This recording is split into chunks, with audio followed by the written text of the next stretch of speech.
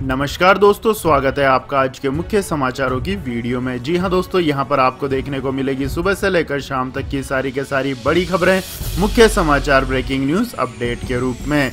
तो दोस्तों आपसे रिक्वेस्ट है इस वीडियो को ज़्यादा से ज़्यादा लाइक और शेयर करें। तो दोस्तों जान लेते हैं आज की पहली बड़ी खबर। अफगानिस्तान को इस्लामी अमीरात बनाएगा तालिबान, मुल्ला अब्दुल गनी बरादर हो सकते हैं नए राष्ट्रपति। जी हां दोस्तों, रविवार 15 अगस्त 2021 को तालिबान ने पूरे अफगानिस्तान पर कब्जा कर लिया है। अफगान सेना ने तालिबान लड़ाकों के सामने बिना संघर्ष के ही हथियार डाल दिए हैं। इस बीच खबर है कि राष्ट्रपति अशरफ गनी अफगानिस्तान छोड़ तजाकिस्तान भाग गए हैं। हालांकि इस बारे में फिलहाल कोई पुष्ट जानकारी नहीं है। ऐसे में अफगानिस्तान में एक बार फिर से तालिबान की सत्ता तय मानी जा रही है। इसके साथ ही नए राष्ट्रपति के नाम को लेकर स्थिति साफ होती नजर आ रही है। सूत्रों से मिली खबर के मुताबिक तालिबान के मुल्ला अब्दुल गनी बरादर को अफगानिस्तान का नया राष्ट्रपति घोषित किए जाने की संभावना है। मुल्ला अब्दुल गनी बरादर उन 4 लोगों में से एक है जिन्होंने 1994 में अफगानिस्तान में तालिबान आंदोलन की शुरुआत की थी। 2012 के अंत तक मुल्ला बरादर के बारे में बहुत कम चर्चा होती थी। हालांकि उनका नाम तालिबान कैदियों की सूची में सबसे ऊपर था, जिन्हें शांति वार्ता को प्रोत्साहित करने के लिए अफगान रिहा करना चाहते थे।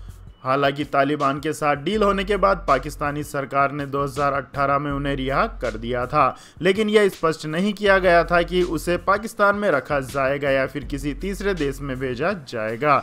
मुल्ला बरादर की अहमियत को इस बात से समझा जा सकता है कि गिरफ्तारी के समय उन्हें तालिबान के नेता मुल्ला मोहम्मद उमर के सबसे भरोसेमंद कमांडरों में से एक माना जाता था। इसके बाद दोस्तों जान लेते हैं अगली बड़ी खबर। ओलंपियनों के साथ पीएम नरेंद्र मोदी की चाय पर चर्चा रही यादगार। जी हां दोस्तों, टोक्यो ओलंपिक में भाग लेने वाले खिलाड़ियों को पीएम नरेंद्र मोदी ने भारत लौटने से पहले ही अपने आवास पर चाय के लिए आमंत्रित कर लिया था। टोक्यो से ही सभी खिलाड़ियों ने एक सुर में कहा था कि पीएम नरेंद्र मोदी की उत्साहवर्धक बातों से उनमें जीत का जज्बा जग रहा है। सम्मान सिर्फ उनके लिए नहीं था जिन्होंने पदक जीता, बल्कि जिन्होंने जीवटता के साथ खेल दिखाया। पीएम नरेंद्र मोदी ने उनकी शान में भी कसीदे पढ़े। 15 अगस्त यानी स्वतंत्रता दिवस के मौके पर लाल किले की प्राचीर पर प्रधानमंत्री नरेंद्र मोदी के साथ बैठने का सम्मान मिलना न सिर्फ खिलाड़ियों को बल्कि उन युवाओं को भी जोश से भर दिया होगा जो खेलों में आगे बढ़ने के लिए मेहनत कर रहे हैं। प्रधानमंत्री नरेंद्र मोदी ने 16 अगस्त की सुबह अपने आवास 7 लोक कल्याण मार्ग पर इन सभी खिलाड़ियों से सुबह के चाय नाश्ते पर मुलाकात की।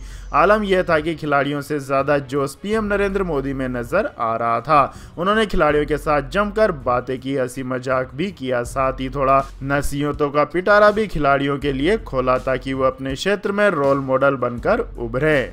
इसके बाद दोस्तों रुक करते हैं अगली खबर का। राशन की दुकानों पर तौल में नहीं होगी गड़बड़ी, कांटेदारों के लिए सरकार ने बनाए यह सख्त नियम।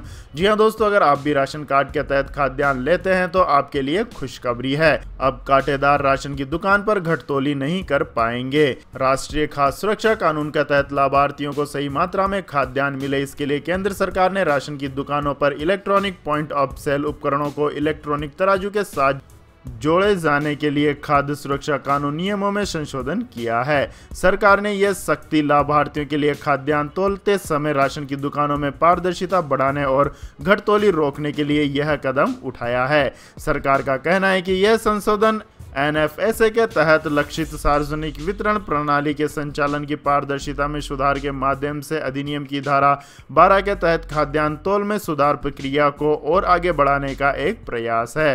राष्ट्रीय खाद्य सुरक्षा अधिनियम के तहत सरकार देश के करीब 80 करोड़ लोगों को प्रति व्यक्ति प्रति माह 5 किलो गेहूं और चावल क्रमशः 2-3 रुपए प्रति किलोग्राम के दाम पर दे रही है।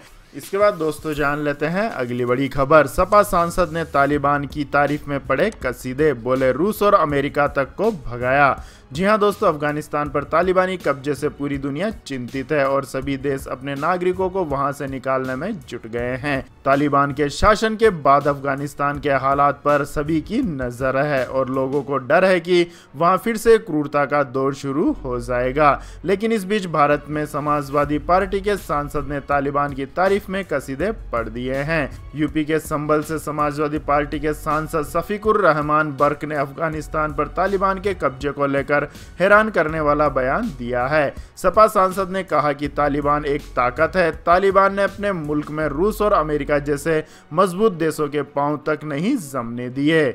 इसके बाद दोस्तों जान लेते हैं अगली बड़ी खबर। तालिबान की जीत पर जाहिर हुई पाकिस्तान की खुशी। इमरान खान बोले अफगानिस्तानियों ने दास्ता की जंजीरों को तोड़ा। जी हां दोस्तों, पाकिस्तानी प्रधानमंत्री इमरान खान ने सोमवार को कहा कि अफगान लोगों ने दास्ता की जंजीरें तोड़ दी है। इमरान खान के इस बयान के बाद जाहिर हो गया है कि तालिबान की अफगानिस्तान में सत्ता पर पाकिस्तान कितना खुश है। पाकिस्तानी अखबार द डॉन में प्रकाशित एक रिपोर्ट के मुताबिक इमरान खान ने बताया है कि किस तरह अफगानिस्तान में विदेशी संस्कृति थोपे जाने के कारण मानसिक गुलामी फैली हुई थी। हास्यास्पद यह है कि इमरान खान ने शिक्षा से जुड़े कार्यक्रम के दौरान इंग्लिश मीडियम स्कूलों की भी आलोचना की है।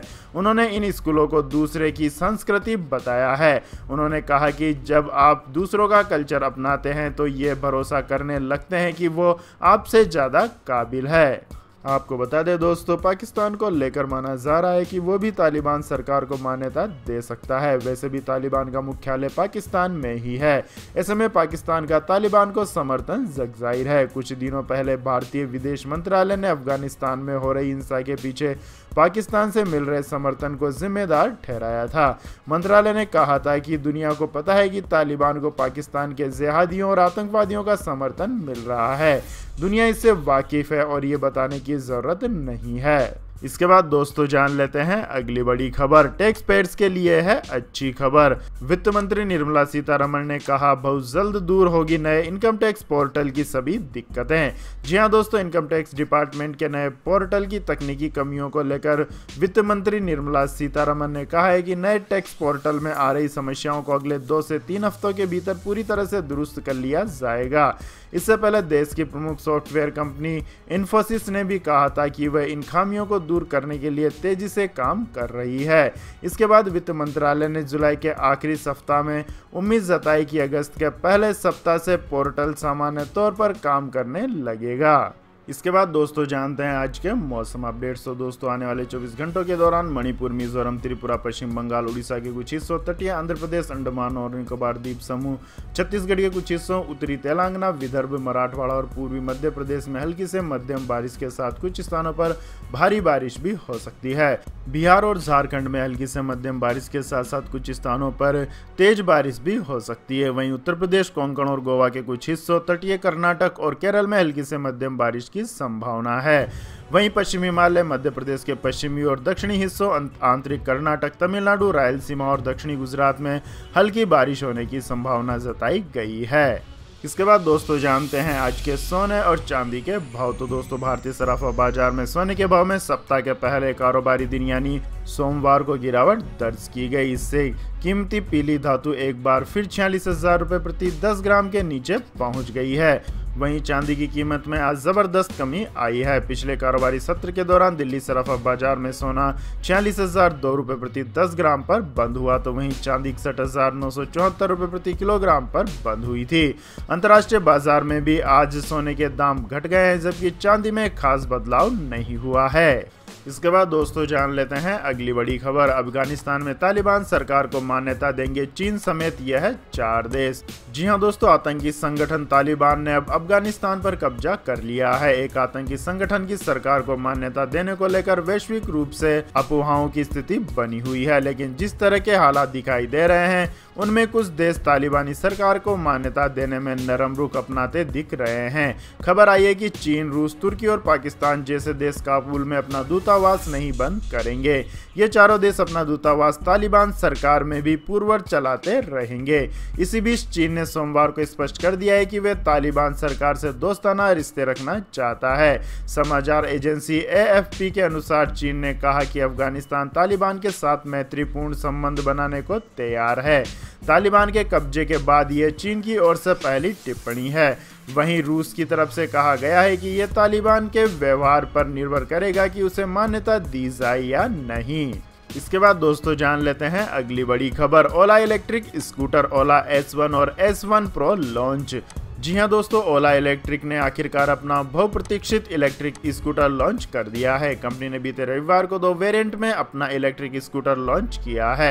ओला S1 और Ola S1 pro rider agreement company की यह गाड़ी खरीदने की इच्छा रखने वाले कस्टमर्स के लिए स्कूटर सितंबर से बिक्री के लिए उपलब्ध होंगे, यानी वो सितंबर से बुकिंग करा सकेंगे। इसके बाद अक्टूबर से डिलीवरी शुरू होने की उम्मीद है। इन स्कूटर्स में 2 तरह की बैटरी का विकल्प दिया गया है। ओला S1 में 2.98 किलोवाट की बैटरी है, वहीं ओला S1 प्रो में 3.97 किलोवाट की बैटरी है। दोनों ही मॉडल में 8.5 किलोवाट का पीक पावर मिलेगा। तो यह थी दोस्तों आज की सभी महत्वपूर्ण बड़ी खबरें। और दोस्तों बारी आती है आज के माइंड क्विज क्वेश्चन की, जिसका जवाब देकर आप बन सकते हैं शानदार उपहार के विजेता। तो गुलाबी नगरी के नाम से किस शहर को जाना जाता है? जी हाँ दोस्तों, अगर आपको इस सवाल का जवाब आता है तो तुरंत कमेंट सेक्शन में लिख दीजिए। इस वीडियो को लाइक कीजिए, शेयर कीजिए और हमारे चैनल को सब्सक्राइब करके बेल आइकन का बटन भी दबा लें।